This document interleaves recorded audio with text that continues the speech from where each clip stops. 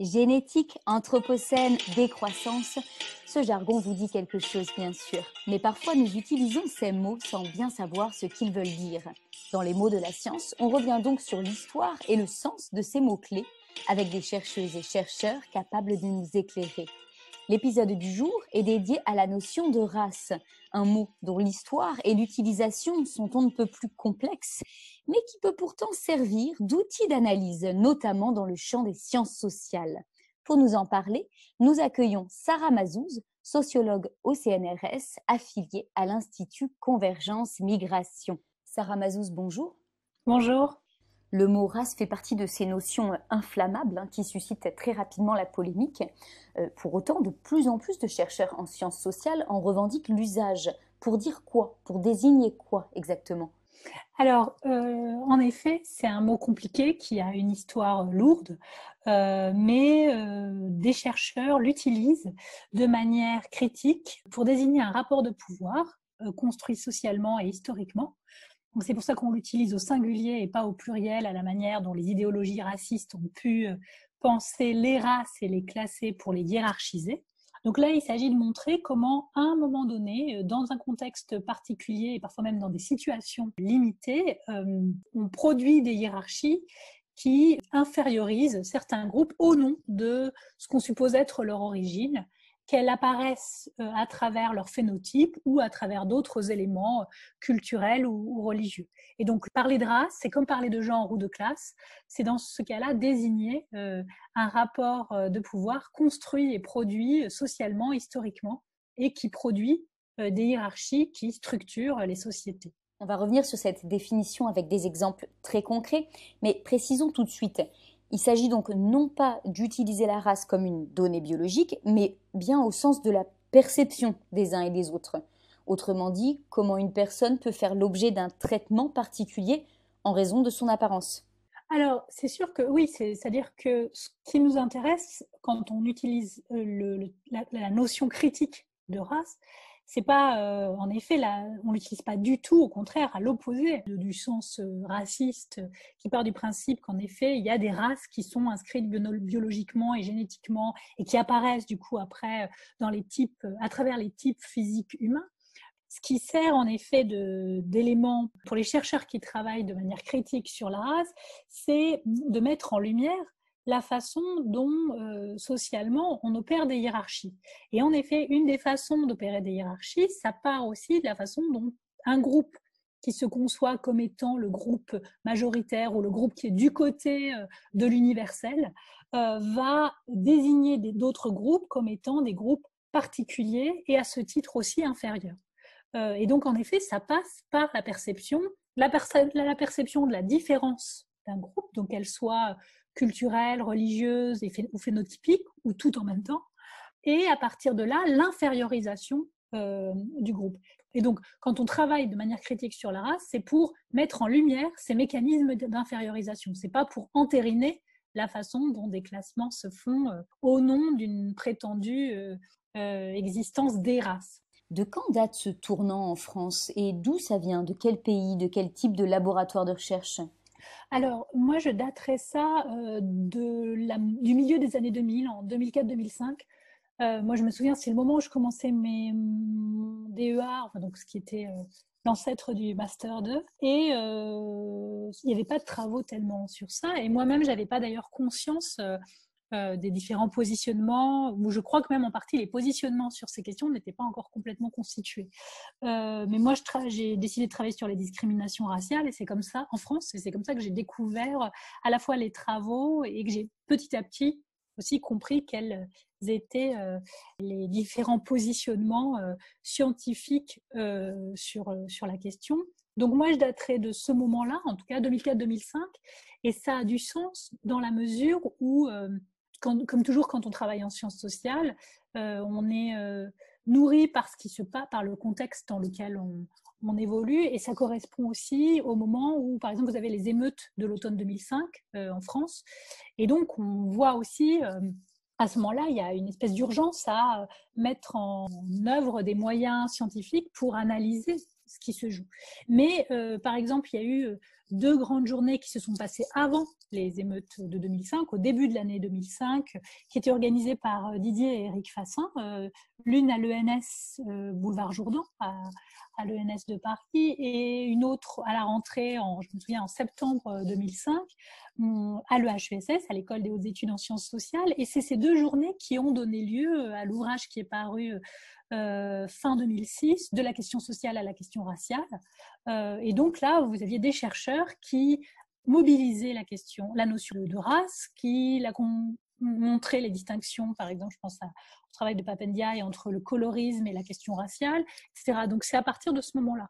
Et après, pour les origines, alors il est sûr qu'il y a des gens qui ont fait qui ont joué le rôle de passerelle entre ce qui se faisait dans le monde anglophone et ce qui se faisait dans le monde, ce qui pouvait se faire en France. Je pense notamment à Éric Fassin et à son travail sur ces questions, d'abord aux États-Unis, puis après la manière de repenser les choses en France à partir de ces outils qui sont du coup aussi transformés par le terrain français. C'est pas un plaquage comme certains aiment à le dire ou à le penser. Et puis après, je pense que ça a été aussi un moment où vous avez eu tous les débats sur le colonial, le post-colonial. Donc on a redécouvert les travaux, où on s'est réapproprié les travaux de Frantz Fanon, par exemple, sur la notion de racialisation. Et donc voilà, par exemple, la notion de racialisation, qui est une notion qui a été développée en sociologie au Royaume-Uni, est en fait une notion qui est d'abord utilisée et thématisée par Frantz Fanon, donc par un auteur qui pense d'abord le contexte français et le contexte colonial, mais dans le contexte de l'Empire français.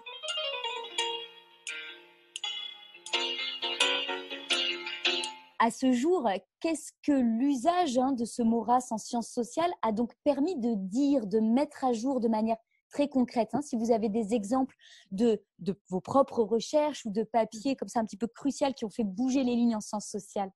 D'abord, ce que ça permet de mettre en évidence une forme spécifique d'inégalité qui jusque-là n'était pas désignée. Et c'est d'ailleurs un des problèmes qu'a rencontré la lutte contre les discriminations raciales en France, puisqu'au moment où les pouvoirs publics s'emparent de cette question, à la fin des années 90, on reconnaît la question, mais on ne nomme pas les discriminations, on ne les qualifie pas de raciales, on ne parle pas de race, et ça a produit en partie, ça n'est pas le seul élément, mais ça a produit en partie cette situation particulière qui est celle finalement d'un non-lieu, d'un échec de ces politiques en France. Après, donc, en sciences sociales, travailler sur ça, ça a déjà permis, utiliser le mot de race, ça a permis de dire ça aussi, c'est-à-dire de montrer que il fallait pour pouvoir déconstruire et déjouer les inégalités qui sont produites sur un mode racial dans un contexte social donné, il fallait pouvoir nommer ces types d'inégalités et donc il fallait pouvoir utiliser le terme de race.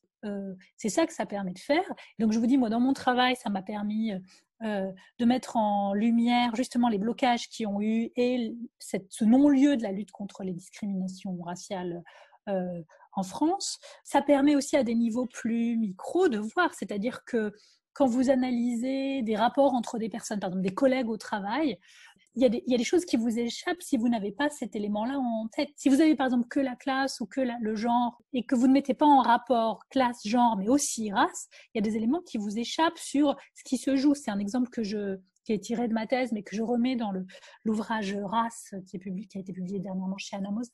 C'est un entretien que je réalise au début de mon enquête avec 2 personnes qui sont chargées justement de la politique de lutte contre les discriminations raciales en préfecture. L'une d'entre elles est jeune, d'origine martiniquaise, et la responsable de ce qu'on appelait à l'époque les commissions pour l'égalité des chances et la citoyenneté. L'autre est un peu plus âgée, elle est son auxiliaire, elle a par ailleurs un rang dans la fonction publique inférieure. Mais dans l'échange, en fait, on voit comment à un moment, notamment quand donc la première, celle qui est plus jeune et qui est la supérieure hiérarchique, explique sa propre expérience de la racialisation et dit par exemple qu'elle a échappé en partie à des formes de catégorisation comme noire parce qu'elle a une mère qui est plus claire de peau, etc. L'autre personne va prendre la parole et va se sentir en droit de corriger sa supérieure hiérarchique dans un contexte où c'est très étonnant parce que dans une préfecture, il y a une hiérarchie très, très forte et très rigide. Et elle se permet de lui expliquer que non, en fait, c'est bizarre qu'en fait, en France métropolitaine, comme elle dit, elle ne peut pas passer pour autre chose qu'une femme noire. Et donc, elle la ramène à une catégorisation dans laquelle elle ne se reconnaît pas.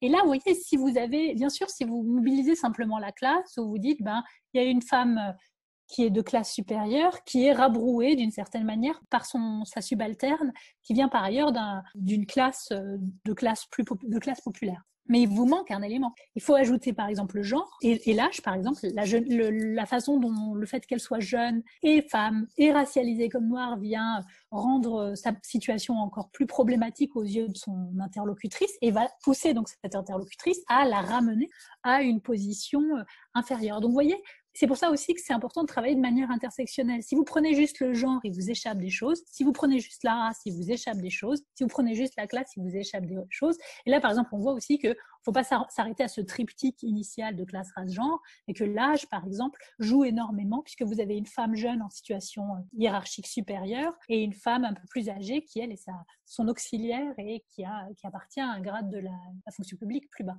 Donc voilà. Vous dites ça joue dans les dynamiques sociales, dans les rapports sociaux. Oui. Là, vous décrivez de manière très fine des rapports sociaux entre deux personnes. Est-ce que cet usage de la race en sciences sociales étant relativement récent, comme vous l'avez expliqué, est-ce qu'il a déjà permis d'avoir des analyses peut-être plus générales, plus globales de la société française? Est-ce que l'on dispose de chiffres ou pas encore? Alors, sur des données plus globales, c'est notamment l'enjeu du programme de l'Agence nationale de la recherche que je mentionnais au début.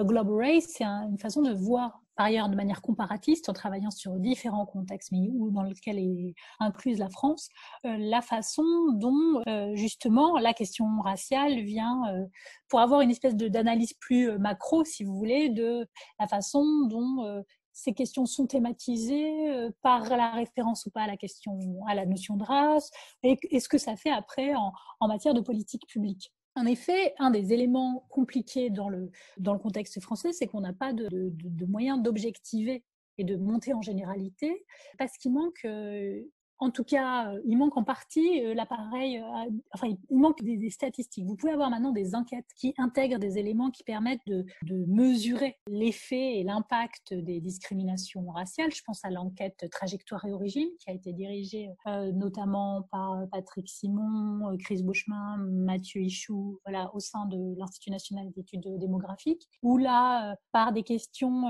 notamment sur la nationalité des parents, etc., on peut avoir des espèces de proxys qui permettent de comprendre ce qui se joue de manière raciale, en fait, dans la trajectoire des gens. Mais c'est une enquête.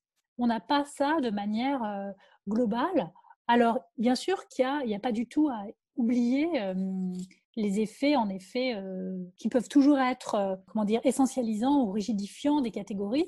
Mais de fait, les processus de racialisation et les discriminations qui en découlent n'ont pas attendu qu'on utilise des catégories pour avoir lieu. Donc, je pense que c'est très important, en fait, de pouvoir avoir de quoi mesurer, de façon aussi à sortir, et là, je reviens un peu sur des choses que j'avais vues, moi, dans mon travail de thèse, notamment, c'est que pour le moment, comme on n'a pas de montée en généralité possible, on reste souvent à des questions à une espèce de casuistique où on a des cas qui peuvent être très facilement après disqualifiés ou requalifiés autrement, c'est-à-dire ne pas être pensés comme des cas de discrimination raciale. Et donc, ça fait que le problème continue d'exister sans être résolu, ou en tout cas sans qu'on ait des politiques publiques qui permettent de produire en fait plus d'égalité entre les citoyens. Pour finir, vous voulez bien nous dire un mot, on y est déjà, mais peut-être un mot plus général des débats que ce mot de race occasionne dans les laboratoires de recherche, en sociologie, en anthropologie ou même en biologie, de ce que vous en voyez, percevez en ce moment. Alors, pour la biologie, moi, je connais vraiment très mal, donc je renverrai peut-être aux travaux de Claude-Olivier Doron qui travaille sur ces questions-là. Ce que ça occasionne en sciences sociales, vous avez des oppositions qui sont en partie similaires à ce qu'on peut trouver dans le débat public, c'est-à-dire que vous avez des gens qui vont vous dire qu'en utilisant le mot race, en fait, on réitère le geste raciste.